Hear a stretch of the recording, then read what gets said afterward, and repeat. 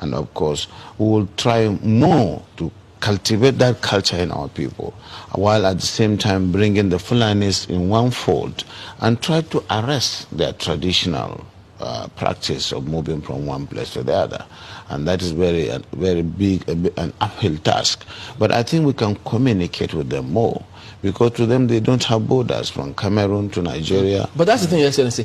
How do we ensure that those who will be participating in this federal government largely funded program will be Nigerians? In terms of the funding? No, in terms of the operations. Operations. You said to bring in the Fulanis together. We have Fulanis from other countries. The issue as well. of misconception, I said there is a lot of mistrust and misconception with regards to the Fulani man. The Fulani man is a global or an African person. He moves from the Gambia, from Senegal, and his nationality is just a Fulani man. And as a person, I may have my relations in the Cameroon, but they are also Fulani men. I have relations because from the maternal side, I'm a Fulani man. And that is why we want to educate people. A Fulani man sees himself as a Bayelsan, as somebody coming from the Niger Delta, because he speaks the Niger Delta language, which you and I don't. And of course, we would have to just take this as part of our own heritage, something that is African, and that we cannot just close the border and say the Fulani man is just a Nigerian or this. No. In most cases, the crises are precipitated by those outside Nigeria. When there is a reprisal, it is not the Fulani man within Nigeria that causes it. It is that culture of getting revenge, which is embedded in the tradition of the Fulani man, that attracts reprisal from all over the world. If I understand it, does that mean that those Fulani men who are maybe domiciled in other countries who move around, they can come into the country and this plan will accommodate them as well? Yes, that's what we want to do. But it has to be done through sensitization, telling them you have to buy in the project, and you use the language, the culture itself to be able to convince them, away from the mistrust where the whole system of transhumance or pastoralism is criminalized. Criminalization of pastoralism is the problem that we have with this project, and it requires people with passion who understand them and who they believe in, people like us from that part of the country, to say yes, we have this.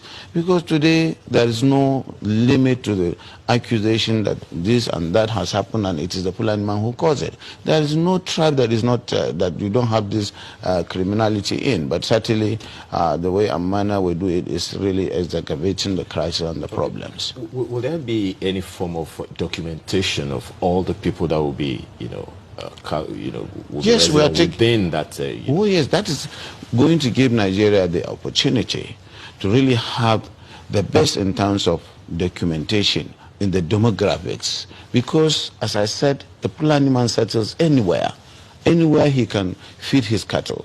And so if they are put in one place and they are made to understand that this is to save them and their animals, they are exposed to the vagaries of the forest and what is going on, cattle rustling, killings and what have you, and that's why it is important for them to understand that staying in one place is good. And of course, in terms of the best practice of carrying the meat, the cows and the let's stay with that security angle for a bit. Is there going to be, this plan going to be a fenced enclosure where anyone who comes in is secured, so there is no one that can just come in from anywhere else? No. It is going to be a colony, and a colony does not require a fence. You will understand the reason. Be a prison. You will understand the reason why people are concerned, because of all the security issues that have been happening over time. So if that's... These forests are there anyway. If you don't occupy them and create a colony out of them, they create places for the criminals.